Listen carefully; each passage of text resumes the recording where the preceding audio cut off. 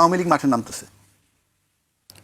নামতেছে কিভাবে বা কোন প্রেক্ষাপটে সুযোগ দিতে সেই আলাপটায় পরে আসি। নামলে যেটা হবে, মানে আপনি যদি ব্যাপকভাবে নামতে পারেন তাইলে যেটা হবে, এখন ধরেন জুলাই কৃতিত্ব যারা দাবি করে, আমি এর আগেও বলছি যে শেখ হাসিনা যদি এই মুহূর্তে প্রধানমন্ত্রী হয়, বসাই দিলাম যে উনি প্রধানমন্ত্রী, আপনিই বলেন যে তার কাছে সবচেয়ে বেশি অপরাধী কাদেরকে বলবে? এনসিপিকে, কোনো সন্দেহ নেই। মানে জুলাই চেতনা যারা করে তারা তার ডাইরেক্ট এনিমি, এই ব্যাপারে কোনো মাপ নাই, কোনো ছাড় নাই। তাহলে যিনি ভিকটিম 24-এর আন্দোলনে, তার কাছে কিন্তু এই এনসিপির কোনো মাপ নাই। অর্থাৎ এনসিপি একমাত্র এখন যেহেতু দল হয়েছে তাই বলতেছি, সে রক্ষা পাবে না আইনও হাতে, এটাকে মাপ পাবে না। এটা ব্যাপারে ফার্ম ডিটারমিনেশন যে তোমরা করছোই। আর অন্য যদি কারো থেকে থাকে কেউ যারা জুলাই চেতনার কৃতিত্ব ওদেরকে দিতে চায় না, বলে এটা তো অনেক পুরনো আন্দোলন, ওরা এসে ম্যাচিউর করছে, ওরা রক্ষা পেতে পারে আইনও হাতে। হাতে কইব মানে তারা এনসিপিকে দেখাই দিবে, অর্থাৎ এনসিপির কোনো রক্ষা নাই। ওইখানে হাতে নাই, ওটা এনসিপি।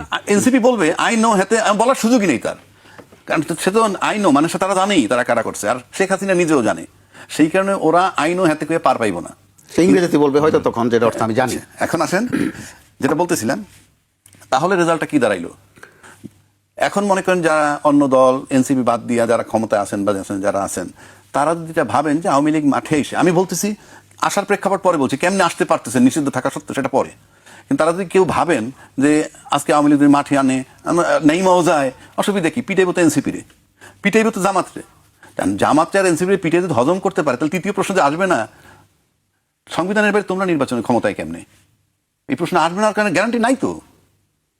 কারণ বারবার বলতেছি, আমি বহুবার বলছি যে সংবিধান মোতাবেক নির্বাচন হয় নাই, এবং সংবিধানে যে ডেট আছে সেই তারিখ মোতাবেক নির্বাচন হয় নাই। কেউ কেউ প্রশ্ন করবেন সংবিধানের তারিখ কোথায়? আমি আপনাকে দেখাই দিচ্ছি তারিখটা কোথায়। তারিখটা হইল সংসদ ভেঙে যাওয়ার পর পরবর্তী 90 দিনের মধ্যে নির্বাচন হবে। তাহলে যেদিন ভেঙে গেছে সেদিন 90 দিন গুনবেন, ওইটাই ডেট। এটা আমার বানানো না, ওইটাই ডেট।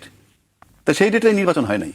তো আওয়ামী লীগ যদি মাঠে আসতে পারে, পয়লা আপনি খুশি হবেন যে এনসিপি রিপিটেইতেছে, দ্বিতীয়বার না আমি খুশি হব না, আমরা রূপক করছি, আপনি খুশি হবেন বা উনি খুশি হবে, আচ্ছা এনসিপি রিপিটেইতেছে, এরপরে জামাতে পিটাইতেছে, তারপর তো সে ক্ষমতার দিকে, ওই দুটো যদি হজম করতে পারে তাহলে ক্ষমতার দিকে চোখ দিবে না সে?